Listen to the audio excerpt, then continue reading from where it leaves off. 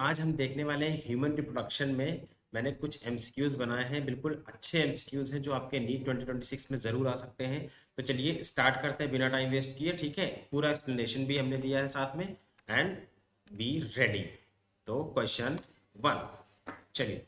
Identify the correct sequence of event during fertilisation. ठीक है, मतलब जब फर्टिलाइजेशन होता है तो उसमें एक सीक्वेंस होता है। ठीक है, वो सीक्वेंस का इवेंट बताना है। तो देखो, इसमें हमने अब तुमको जो है ये बता रखा है, हिंट दे रखी है इसमें। ठीक है, हिंट क्या दे रखी है?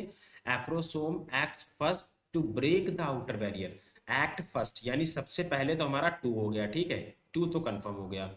उसके बाद होता क्या है, जब एक्रोसोमल रिएक्शन हो जाती है उसके बाद जोना पेलिसुडा का पेनिट्रेशन होता है। ठीक है, उसके बाद होता है क्या? Penetration of zona pellucida. ठीक है, तो क्या आ जाएगा यहाँ पे? फोर।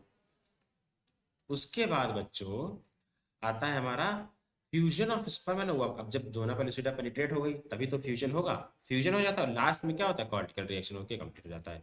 तो ऑप्शन वन। ठीक है, watch out the false statement. अब इसमें क्या पूछा है? Which of the following statement is incorrect regarding oogenesis। ठीक है, रिगार्डिंग oogenesis। इसका एक मिनट में कलर बदल लेता हूँ बच्चों, है ना, ये थोड़ा दिख नहीं रहा clearly. Let me change the colour. Okay, ठीक है। अब क्या है, oogenesis पूछ रहा है कि क्या इनकरेक्ट है। ठीक है, इधर मैंने थोड़ा हिंट दे रखा है। ठीक है, oogonia multiply by mitosis during foetal life. ठीक है, सही बात है ये। Primary oocytes are arrested in prophase first. Primary oocyte prophase first में अरेस्ट हो जाते हैं, ये भी सही बात है। Secondary oocyte is arrested in metaphase first. नहीं बच्चों, मेटाफेज सेकेंड में अरेस्ट होता है। ठीक है, यहाँ पे थोड़ा सा गड़बड़ लिखा है, यहाँ पे मेटाफेज सेकेंड होगा। ठीक है, कि जो सेकेंडरी oocyte है बेसिकली वो अरेस्ट होता है मेटाफेज सेकेंड में। ओके, तो आंसर क्या जाएगा? इसका answer C. A sudden fall in progesterone. अब देखो ये प्रोजेस्ट्रॉन है, सडन फॉल हो गया during the menstrual cycle will lead to progesterone. देखो हमने हिंट दिया, progestation. It support the uterine lining, without this lining shed. Lining shed का मतलब मेंस्ट्रुएशन। ठीक है, तो हमारा answer C. The blood testis barrier is formed by. पूछ रहा है कि ब्लड टेस्टिस बैरियर किन सेल्स से मिलके बनता है। ठीक है, किससे बनता है? तो सर्टोली सेल्स को नर्स सेल्स भी बोलते हैं, पता है आपको। नर्स सेल्स है ना। सर्टोली सेल्स का एक और काम क्या होता है बताइए?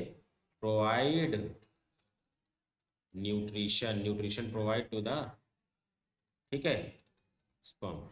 न्यूट्रिशन भी प्रोवाइड करते हैं। ठीक है, लेकिन यहाँ पे वो नहीं पूछा, यहाँ पे पूछा है blood testis barrier is form by. तो बैरियर से आप याद रख सकते हैं कि टाइट जंक्शन जो होता है सर्टोली सेल्स के बीच में, जो टाइट जंक्शन होते हैं यही हमारा ब्लड टेस्टिस बैरियर बनाते हैं। तो option B.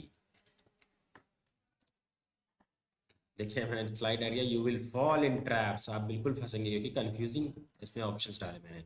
In a 28 day cycle if ovulation occur on 14 implantation. आपको पता है कि ओव्यूलेशन के 6 से 7 दिन बाद इम्प्लांटेशन होता है। ठीक है, तो अब 14 को हो रहा है तो 6 से 7 जोड़ लोगे, कितना हो गया? 20 से 21 हो गया। ये देखिए यहाँ पे डायग्राम भी बना के रखा मैंने, है ना। ये इसलिए ताकि आपको हिंट मिलती रहे। एंड बच्चों इसका पीडीएफ मैं आपको प्रोवाइड करा दूंगा। ठीक है, बस आपको करना क्या है कि आपको मेरा इंस्टा चैनल फॉलो करना है, वहाँ पे मैंने कम्युनिटी लिंक डाल के रखा है। ठीक है, आप यूट्यूब के कमेंट सेक्शन में भी मेंशन कर सकते हैं, देन आपको उसी कम्युनिटी में इसका पीडीएफ मिल जाएगा। ठीक है, बस वो कम्युनिटी आपको ज्वाइन करना है। Which hormone shows a sharp peak just before ovulation. ये तो बहुत सिंपल है, ओव्यूलेशन के जस्ट पहले क्या होता है? एक सर्ज आता है, ट्रिगर आता है, जिसको हम क्या बोलते हैं? LH surge. क्या बोलते हैं?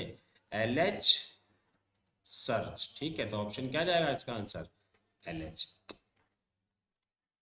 The embryo at 8 to 16 blastomere stage. 8 से 16 ब्लास्टोमियर स्टेज को क्या बोलते हैं? मोरुला स्टेज बोलते हैं। क्या बोलते हैं? Morula stage. इसका शेप कैसा होता है? मलबेरी लाइक होता है, देखो लिखा भी है। ठीक है, तो हमारा option C. Which of the following is correctly matched. अरे ये क्या हो गया? एक मिनट बच्चों, कुछ गड़बड़ हो गया शायद,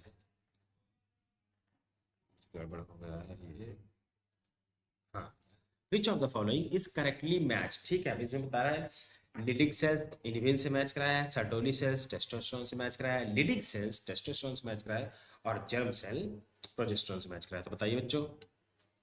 देखो इसमें दिया क्या, लिडिक सेल आउटसाइड ट्यूब्यूल्स होती हैं, एंड्रोजन बनाती है, टेस्टोस्टेरोन बनाती है। सर्टोली सेल इनसाइड होती है, नर्व सेल्स बोलते हैं, और इनहिबिन रिलीज करती हैं, ठीक है।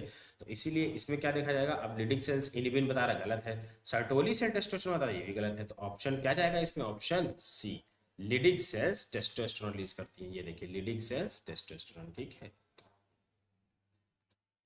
द स्ट्रक्चर, पीछे क्यों हो जा रहा है बार बार, कुछ गड़बड़ हो गया है, कोई बात नहीं, देखते हैं। The structure that disappears after fertilisation, जो फर्टिलाइजेशन जैसे ही होता है, कौन सा स्ट्रक्चर होता है जो गायब हो जाता है, तो एक लेयर होती है, देखो यहाँ पे भी ऑप्शन मैंने दे रखा है, कोरोना रेडिएटा, ठीक है। कोरोना रेडिएटा का होता है फर्टिलाइजेशन के बाद डिसअपियर होने लगता है। ओके, लास्ट क्वेश्चन है, इफ एलएच सर्ज,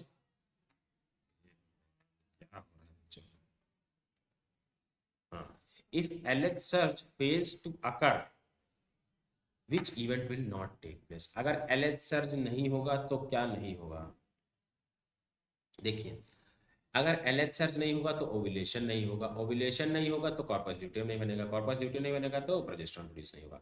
तो बेसिकली ये क्या है, एक डोमिनो है, डोमिनो आपने देखा होगा कई सारी वीडियोस में, एक छोटा सा ऐसे वो होता है, उसको गिराते हैं डोमिनो, फिर ऐसे ऐसे पूरा गिरता चला जाता है। तो अगर पहला ही नहीं गिरेगा तो बाकी कैसे गिरेंगे, तो इसी तरीके से इसमें लिखा कि अगर एलएच सर्च ही नहीं हुआ तो ना तो ओव्यूलेशन होगा, ना तो कॉर्पस ल्यूटियम बनेगा, ना तो प्रोजेस्टेरॉन प्रोड्यूस होगा, ठीक है। तो तीनों वही ऑप्शन दिए हैं, ठीक है, तो आंसर क्या जाएगा, ऑप्शन डी। ठीक है बच्चों, सारे अच्छे लेवल के क्वेश्चंस थे, आई होप आपको अच्छे लगे होंगे। एंड करना क्या बच्चों, आपको आपको बस मेरी कम्युनिटी ज्वाइन करनी है, जहाँ पे मैं आपको ऐसी पीपीटीज की पीडीएफ, इन्फोग्राफिक्स बना के एंड हैंड रिटन नोट्स वगैरह एंड माइंड मैप्स वगैरह आपको प्रोवाइड कराता रहूँगा। वहाँ पे क्विज भी होते रहेंगे, आप उन क्विज को भी अटेम्प्ट करते रहिएगा। नीट जब तक नहीं आता 3 महीने तक हमको बस सिर्फ क्वेश्चंस लगाने हैं, क्विज अटेम्प्ट करने हैं, ठीक है। पढ़ने का टाइम लगभग लगभग चला गया है। जो क्वेश्चंस थोड़े बहुत बचे हों उनको आप अभी जो टॉपिक्स बचे हों उन टॉपिक्स को भी थोड़ा थोड़ा पढ़ते रहना है, ठीक है। खासकर जो इंपॉर्टेंट टॉपिक है उनको बिल्कुल नहीं छोड़ना है। रिप्रोडक्शन बहुत इंपॉर्टेंट चैप्टर है, 3 से 4 क्वेश्चन मिल सकते हैं आपको, 3 तो मिलेंगे ही, तो इसीलिए अच्छे से इसको क्लियर कीजिए। थोड़ा सा कंफ्यूजिंग भी है oogenesis वगैरह खासकर, ठीक है। ओके बच्चों, ऑल द बेस्ट, मिलते हैं नेक्स्ट।